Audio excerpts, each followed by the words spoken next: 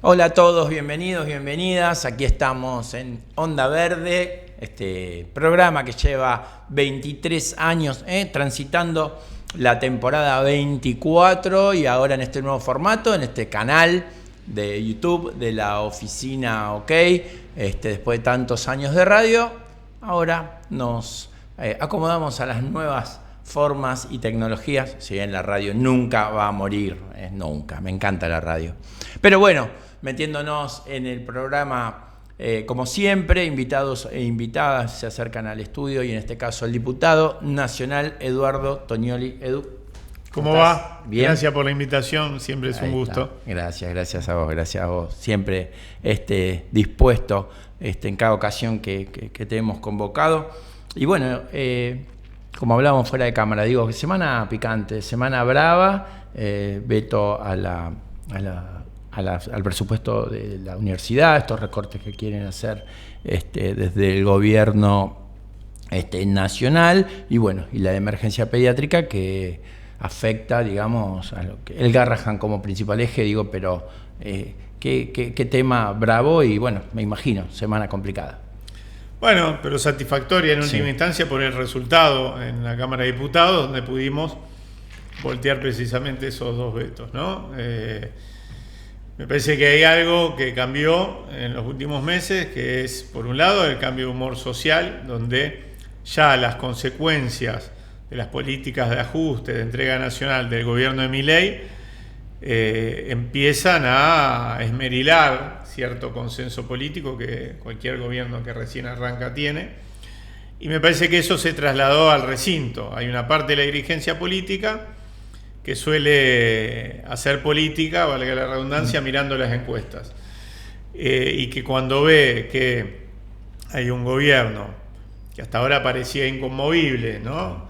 Que no se movía un ápice de sus políticas y que de alguna manera contaba con la aquiescencia, o por lo menos la quietud de una parte importante de la población, bueno, esa parte de la dirigencia política decide acompañar acríticamente esas políticas de ajuste. Cuando ya empieza a haber algún grado de contento, algunos empiezan a tomar distancia del gobierno nacional, y es lo que se reflejó en la votación del otro día en el recinto, donde no solo se logró un número mayor que cuando se aprobó la ley de financiamiento de la educación superior universitaria o la emergencia pediátrica, sino que además se logró también un número incluso más importante que cuando se había aprobado en su primera versión, ¿no es cierto?, esta ley de financiamiento educativo el año pasado, ¿no? El gobierno nacional, y desde esto es una mirada en la cual me hago cargo, ¿no? Creo que se ha comido una derrota importante, y también busca ajustar desde los lugares más sensibles, y esto uno lo puede opinar como ciudadano, digamos, pero vos ¿por qué crees que van por esos lados y tienen algunas concesiones por otros lados mucho más poderosos? Bueno, es un gobierno que ha fijado prioridades, y sus prioridades son el capital financiero internacional, las corporaciones transnacionales interesadas en explotar nuestros recursos estratégicos y un puñado de sectores de lo que se conoce coloquialmente como el círculo rojo, ¿no? Del poder económico de la Argentina, pero no muchos. Y prioriza. Cuando el gobierno dice no hay plata para determinadas cosas.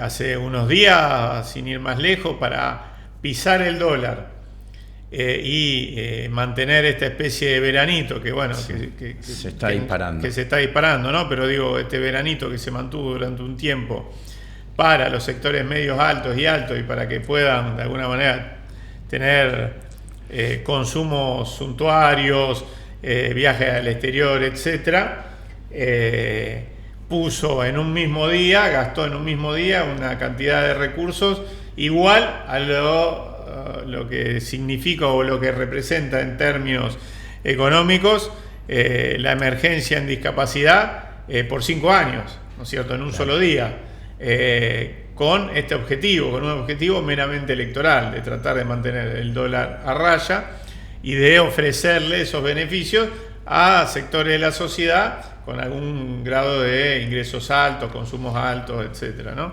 Vos viste que esto del dólar y de esta mirada de querer intervenir o de querer ver. El otro día sale Adorni a decir, en una devolución a las cámaras, a las cuales el presidente detesta el poder legislativo en su plenitud.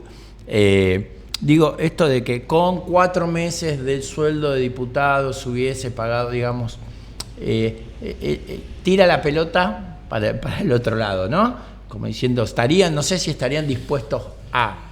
Y que en realidad, quiero saber tu mirada, Edu, digamos, ellos tienen algunos gastos que son muchas veces incomprensibles dentro de un sistema que entra en una bolsa negra.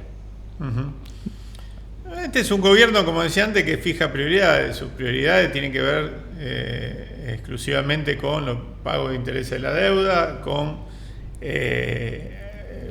darle beneficios fiscales, impositivos de todo tipo a los sectores de gran capital. El régimen de incentivo a las grandes inversiones es eso, ni más ni menos. Bajarle impuestos exclusivamente a los ricos, ¿no? La baja ostensible en bienes personales tiene que ver con eso.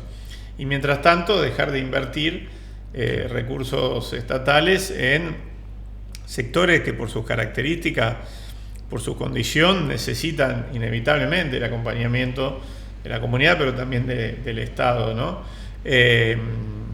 Y el proyecto fundamentalmente tiene que ver con eso, el proyecto de Milei, con reprimarizar la economía argentina, extranjerizar nuestros recursos estratégicos y no mucho más que eso. Todo lo que quede por afuera de ese proyecto, de ese corazón, ¿no es cierto?, del proyecto, no merece la más mínima atención, y en general, si además se trata de sectores que muestran algún grado de oposición, de rechazo, de crítica a este proyecto gubernamental, bueno, están los palos, los ataques, la denostación, el intento por estigmatizar a determinados sectores. Cada una de las políticas de ajuste que llevó adelante el gobierno se dio primero en un marco de ataque a esa actividad, sector o política pública.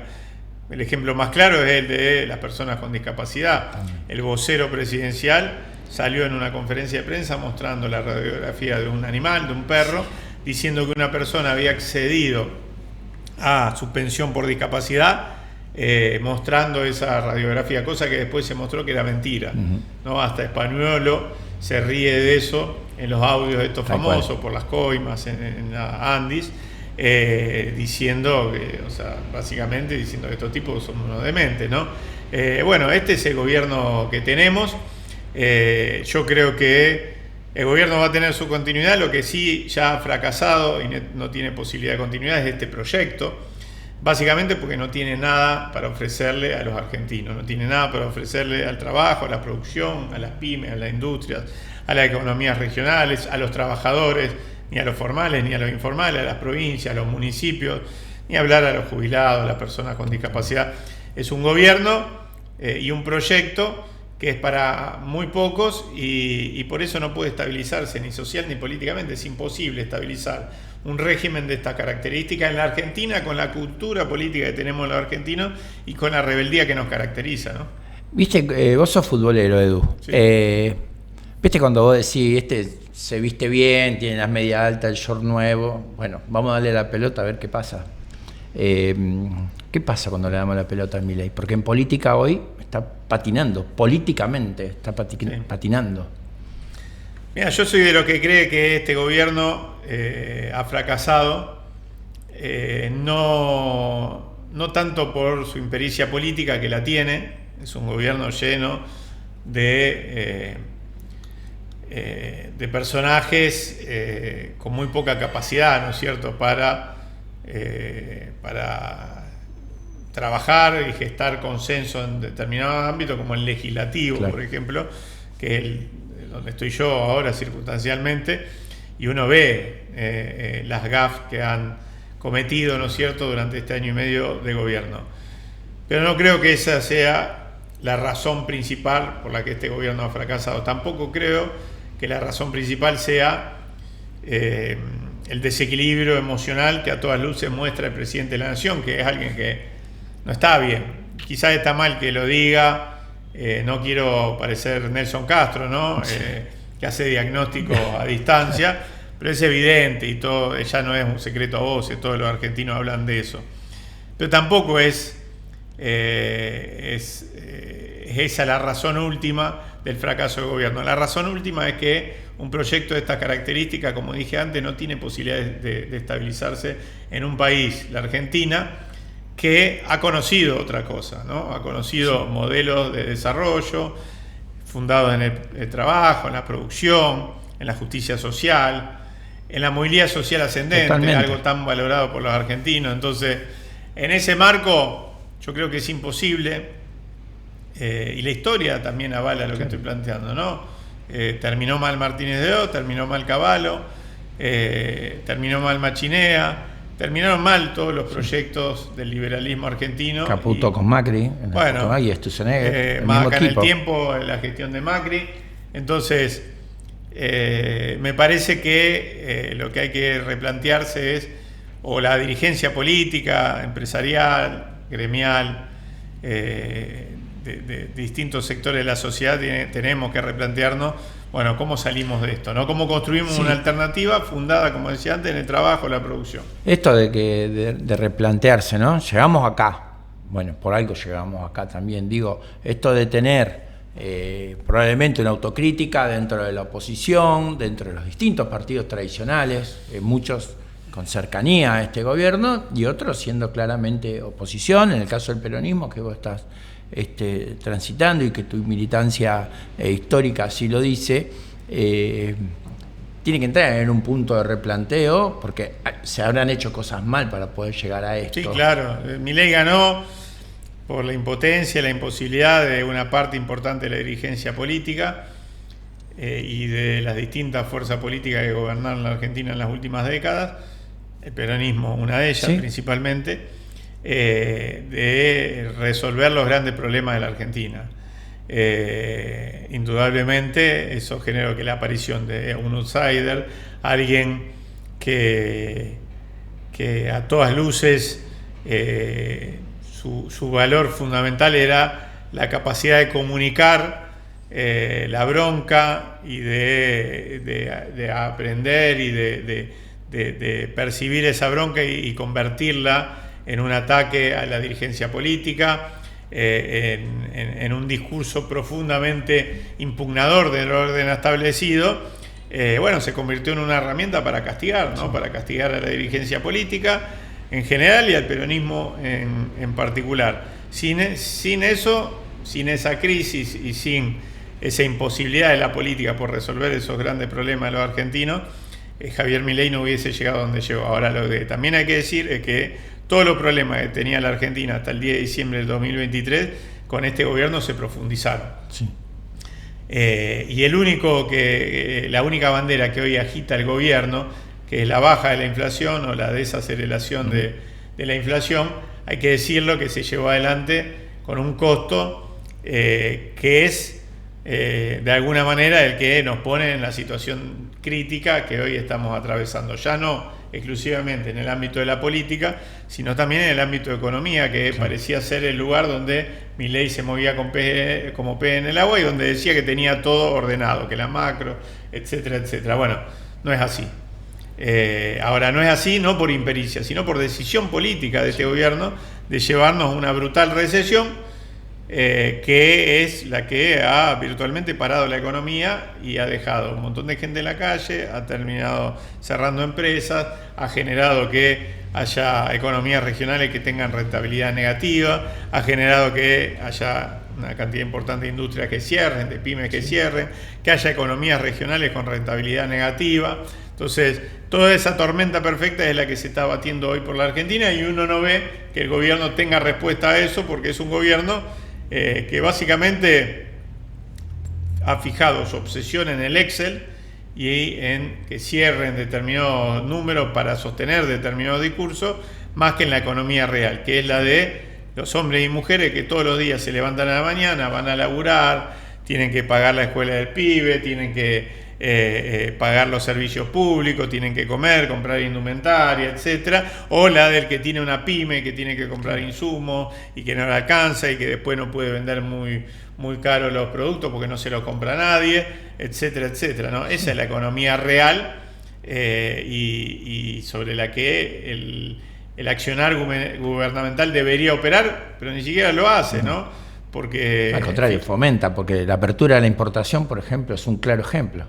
Fíjate que hace 2 meses la mesa de enlace de las patronales agropecuarias se reunió con Javier Milei en la Casa Rosada. Cuando salieron, indignados algunos de ellos, decían que frente a algunas consultas, planteos que hicieron por distintos aspectos de la política gubernamental en el área agropecuaria, el presidente de la Nación dijo, no, dice, yo me encargo de la macroeconomía, de todos estos temas encárguense ustedes, como si pudieran tener las herramientas para determinar, ¿no es cierto?, algunos aspectos de la política económica, ¿no? Claro. El tema acá es cuando vos, viste, querés llenar la heladera y no llegás, cuando los alquileres se disparan. Yo siento que es una inflación dibujada. La leche es un claro ejemplo, me pasó el otro día. Digo, ¿cuánto es de importante la productividad dentro de... Y vos que te veo tatuado con las Islas Malvinas Argentina, digo, que sos tan nacionalista, digo, ¿cuán importante es la producción y el que quede la gente adentro? Porque acá está quedando gente afuera y eso es grave y es difícil. ¿Y hasta cuándo se puede llegar a sostener esto? Yo creo que a ver, me han preguntado varios periodistas por estos días, ¿no? Porque es como que el run de la calle, de la política, de los medios de comunicación es, bueno, este gobierno está en crisis, ¿cuánto va a durar este gobierno? Mira, yo creo que este gobierno tiene que durar lo que dura un gobierno constitucional. Totalmente. Lo que también creo que este proyecto ya fracasó y que la política, la dirigencia empresarial, gremial, social, tiene una responsabilidad que es intentar y poner todo el esfuerzo para evitar que los males sean mayores. Y en ese sentido hay que condicionar la política de este gobierno. Y una de las formas de condicionarlo en democracia es expresándose claramente. El derecho a la protesta tiene que estar garantizado, por un lado, y por el otro lado, utilizar las instituciones de la democracia para condicionar esa política y ponerle un límite, que es lo que está pasando en el Congreso de la Nación, ¿no? Bueno, y a través del voto, como fue la semana pasada, bueno, en el provincia voto de Buenos Aires, es el 40% del país, sí. Digo, es importante ir a votar. El voto es una herramienta que permite entronizar gobierno y castigarlo eventualmente frente a políticas que a todas luces, como en este caso, terminan siendo negativas para las mayorías populares, ¿no? ¿Cómo estás viendo la provincia? Bueno, la provincia de Santa Fe es una provincia, y sobre todo toda la región de Rosario y zona de influencia, que está muy atada a los ciclos nacionales, ¿no? Nuestra provincia es en parte una provincia agropecuaria, pero también en parte una provincia industrial, con una potencia industrial muy grande. Bueno, la industria está pasando un momento de ataque abierto, ¿no?, por parte de las políticas nacionales, que redunda en cierres de empresas, etcétera, ¿no? En un año y medio cerraron 13.000 empresas a nivel nacional. Bueno, la provincia de Santa Fe es víctima de esas políticas. Las pymes otro tanto, sí, ni hablar. Y al sector agropecuario, por distintas razones que tienen que ver también con los precios internacionales, etcétera, tampoco le está yendo demasiado bien, ¿no? Entonces uno se pregunta, ¿para quién gobierna este gobierno? Porque uno puede caracterizar distintos gobiernos y dice, bueno, gobierna para este sector de capital, para este otro, etcétera. Este gobierno en general no tiene casi sectores de nuestra economía nacional al que favorezca. En general tiene que ver más con el afuera que con el adentro, ¿no? Con el adentro. ¿Y qué reacción ves en el gobernador ante los reclamos? Bueno, recuerdo que ha firmado el esto de mayo. El gobernador durante ese un año y fallido. medio, fue extremadamente condescendiente con el gobierno nacional. Fue soldado de Milei durante un año y medio. Acompañó, por supuesto, el Pacto de Maya con su firma, acompañó la ley base con los votos de sus diputados y senadores, acompañó en la gestualidad muchas de las políticas del gobierno nacional y las trasladó al territorio santafesino. Una de ellas es la reforma previsional, una reforma que intentó justificarse a partir de un déficit que en un 85% se explicaba por la deuda de nación en materia previsional. Claro. A la provincia, y sin embargo, en vez de reclamar para arriba, decidió ajustar para abajo, y lo acompañó de toda una gestualidad profundamente antiobrera, profundamente agresiva con los trabajadores, ¿no? Discursivamente, etcétera, ¿no? Un ataque a los trabajadores públicos, a los docentes. Uno a veces escucha al ministro de Educación de la provincia y no sabe si es ministro de Milei o ministro de la provincia de Santa Fe. Lo digo sí. Claramente. Salieron los resultados de estos exámenes de lectura, ¿no es cierto?, para los estudiantes. A la provincia de Santa Fe le fue mal dentro de el ranking nacional, creo que quedaba penúltima, supongamos, y si no es penúltima andaba por ahí. Y la responsabilidad de eso no la tienen los funcionarios políticos, según dice el ministro Goiti, sino que la tienen los docentes, ¿no? Hacen cargo a quienes con su esfuerzo sostienen nuestro sistema educativo, tanto en la pública como en la privada, de errores, horrores, desaciertos de políticas que sostienen fundamentalmente o que promulgan o que impulsan los funcionarios políticos de distintos gobiernos, porque no se llega a esta situación de un día para el otro, y no voy a hacer cargo exclusivamente al gobierno actual. Ahora bien, toda esta gestualidad es un intento por congraciarse con lo que ellos creen que es un clima de época, que rápidamente ha demostrado que no es tal, que en realidad la mayoría de los argentinos quiere vivir bien, quiere poder tener un laburo, llegar a fin de mes, poder darse un gustito, que sus hijos puedan progresar más allá de lo que ellos progresaron, que si ellos terminaron la primaria, sus hijos puedan terminar la secundaria, y si ellos terminaron la secundaria puedan ir a la universidad, que el día de mañana puedan construirse una casita. Todos buscan eso, todos los argentinos tenemos en nuestro corazón y en nuestra cabeza la idea de la movilidad social ascendente, esta idea muy instalada de que no, la sociedad se derechizó y por eso votó a Milei. No, yo creo que la inmensa mayoría que votó a Milei lo votó con una expectativa genuina de que las cosas que no estaban bien iban a cambiar. Bueno, a todas luces, lo que ha mostrado Milei es que se pueden empeorar más aún las cosas, ¿no? Comparto. Aparte, viste, yo no quiero juzgar a la sociedad en sí, pero sí hay un sector que tiene este doble estándar, ¿no? Viste esto que se hablaba mucho de la corrupción política, de la casta, de la corrupción política y la casta, y repetían, ¿viste? Era una cuestión de goteo permanente para que entre y se instale como...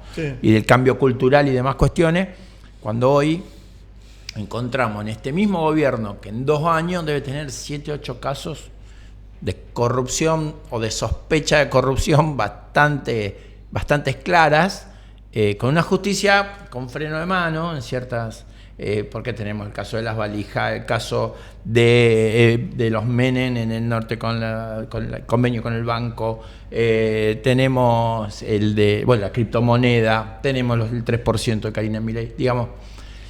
Pero muchas veces no acusa recibe un sector de la sociedad, digamos, de esta este doble estándar, esta doble vara. Viste que esto también influye, ¿cuál es la mirada al respecto? A ver, vivimos, el argentino es apasionado, al argentino la política lo convoca, la discusión de la cosa pública lo convoca, y sabemos que muchas veces hay posicionamientos políticos e ideológicos que tienen un cierto grado de identidad, en la Argentina fundamentalmente el peronismo y el antiperonismo, ¿no? Sí. Que muchas veces hacen que quien se encuadra en alguno de estos posicionamientos suele tener una mirada condescendiente con la viga en el ojo propio, ¿no? Como se suele decir. Y vale para todo, vale para, sí. para quienes piensan como yo, por sí. ejemplo, ¿no? Uno trata a veces de tomar algún grado de distancia y trata de ser autocrítico para entender que lo importante es discutir de qué manera y tratar de buscar acuerdos, consenso, incluso entre sectores que pensemos muy distintos, para construir lo que necesitamos construir, que es un modelo de desarrollo nacional fundado en la idea de justicia social, de integración de todos los sectores de nuestra sociedad, un modelo profundamente industrial, un modelo que agregue valor a nuestra producción primaria y un modelo que desarrolle un Estado, que esta discusión sobre si es grande, chico, etcétera, para mí el Estado tiene que ser sobre todas las cosas eficiente, pero además un Estado con capacidades de resolver problemas, capacidades nacionales, capacidades de hacernos respetar en el mundo, capacidades que permitan tener herramientas para el desarrollo nacional, capacidades de articular con otros países de la región para construir un modelo continental industrial que nos saque de la situación de dependencia en la que la mayoría de los países de la región estamos, ¿no? Dicho esto, errores, horrores, casos de corrupción, quien más, quien menos, todas las gestiones tienen. Lo que se necesita es ser claro en ser contundentes en el rechazo, no importa quién lo lleve adelante, y claro en que se trata de dineros públicos y que con eso no se jode porque son del pueblo. Dicho esto, coincido con vos. Yo no pondría tanto, haría tanto hincapié en un sector de la sociedad, sino quizás en sectores de los medios de comunicación, que son los que en general terminan influyendo de una manera u otra, que suelen tener una doble vara clarísima, ¿no? Si la mitad de los hechos que ha tenido este gobierno en la centralidad de la discusión pública, de los hechos de corrupción, me refiero, se hubiesen producido durante un gobierno peronista o hubiese habido la más mínima sospecha, no habría otro tema de discusión, sobre todo en los grandes medios de comunicación, ¿no? En las grandes cadenas televisivas, etcétera. Sin embargo, esto no es así, ¿no? La corrupción hay que condenarla en todos los casos. Tal cual. Pero forma opinión, ¿viste? Con los grandes medios. Sí. Claro, sobre todo si uno parte de determinados preconceptos, a eso me refería con estos posicionamientos tan enfrentados, peronismo, antiperonismo, etcétera, ¿no? Me parece que hay que saber tomar distancia y evaluar. Y como decís vos, hay algunos casos en el marco de esta gestión donde a todas luces, sin conocer las causas judiciales, pero viendo algunos elementos que circulan públicamente, bueno, la presunción de inocencia existe, claro, nosotros no vamos a ser quien lo neguemos, pero que dan a sospechar muchísimo, ¿no? Tal cual. Edu, para terminar, se cumplen 40 años ahora del juicio a las juntas. Bueno, vos sos hijo de la agrupación Hijos, hijo de tu padre desaparecido. Digo, ¿qué reflexión al respecto? En referencia justamente a esto, ¿no? Que fue un hito y un hecho histórico, bueno, también de trascendencia mundial, esto de respeto en el mundo que vos decís. Digo, ese juicio tan emblemático para nosotros, para nuestra historia, y nunca más que salió de ahí como frase, digamos, de bandera. Bueno, como bien vos decís, es un hecho, un parteaguas en la historia argentina. Te diría que en la historia mundial es el primer país que juzga a los responsables de un genocidio perpetrado por, en este caso, sectores de la Fuerza Armada del mismo país, ¿no? Otro genocidio que fue llevado a juicio fue el genocidio llevado adelante por el nacionalsocialismo en la Alemania de mitad del siglo XX, pero en este caso fueron las potencias vencedoras las que juzgaron a los responsables de crímenes atroces. En este caso, la Argentina avanzó en un camino de juzgamiento a los responsables de los crímenes de lesa humanidad. Un proceso que fue a medias durante, hay que decirlo, el gobierno de Alfonsín, porque primero vino el juicio de la Junta y después vinieron las leyes de obediencia a vida y punto final, que significaron un retroceso, y ni hablar cuando después finalmente, durante el gobierno de Menem, se dictaron los indultos, que terminó dando por cerrado provisoriamente este proceso de verdad y justicia, por lo menos en el plano institucional, ¿no? Pero como eso se mantuvo en la calle, en la sociedad, en nuestro pueblo, en nuestra comunidad, todavía viva esa llama y ese reclamo de juicio y castigo, finalmente con el tiempo se lograron derribar, ya durante la presidencia de Néstor Kirchner, las leyes de impunidad, y se volvió a retomar la senda de los procesos judiciales por los delitos de lesa humanidad, y es así como muchos de estos represores terminaron en la cárcel. Algunos de ellos siguen ahí y otros han fallecido, pero cursando una condena por esos crímenes. Quizá la gran deuda de la democracia sea que pagaron los responsables materiales de esos crímenes, el brazo armado del régimen que se instaló en 1976, pero no aún los responsables económicos, los responsables empresariales, los que de alguna manera fueron los que empujaron a que se produzca esa situación y los que solventaron económicamente el golpe, ¿no? Sí, pero cada 24 de marzo esto que hay que reivindicar y transmitir, digo, a las juventudes, porque ir a votar es importante, el 24 de marzo es importante, digamos, y esta discusión que a veces se quiere dar del cambio cultural en el cual un sector quiere minimizar esta historia argentina, me parece que hay que sostenerla con todas las banderas. Bueno, las marchas del 24 de marzo son ya un hecho que atraviesa profundamente a nuestra sociedad, ¿no? Yo recuerdo cuando se discutió durante el gobierno de Néstor Kirchner, cuando se instala el feriado del 24 de marzo como feriado, hubo una discusión tremenda sobre si correspondía o no correspondía, etcétera. Yo creo que esa discusión está saldada. Ciudades como Rosario, que se movilicen 80.000 personas en una ciudad donde estamos hablando de casi el 7, el 8% de nuestra ciudad, en la calle, repudiando aquel golpe de Estado, pero también desde este presente arrojando una mirada, ¿no es cierto?, sobre nuestra historia reciente, dan cuenta de que hay una sociedad que donde claramente es mayoritario el rechazo a los crímenes de la última dictadura cívico-militar, y donde esa discusión está saldada, ¿no? Bueno, Edu, te agradezco. ¿No tomaste un mate? No, porque vengo de almorzar y... No tomaste un mate. Mira que lo tenía preparado. El mate, a mí me gusta tomarlo. Antes no era muy matero, ahora tomo más mate. Con la panza vacía. Está bien. Bueno, de fútbol no te voy a preguntar. No, andamos mal. Che, Mañuel. Pero bueno, ¿qué va a ser? Son rachas. No, bueno, pará, ya no es racha. Tiene que haber una desde el 2013 hasta la fecha no hemos dado pie con bola. Sí. Desde el último campeonato de Newell, pero bueno, ya vamos a levantar cabeza. Edu, gracias por venir. Gracias a vos. Nos vemos. Allí pasaba en este Onda Verde el día de hoy el diputado nacional Eduardo Tonioli. Y bueno, muchas gracias por habernos acompañado. Hasta la próxima. Chau.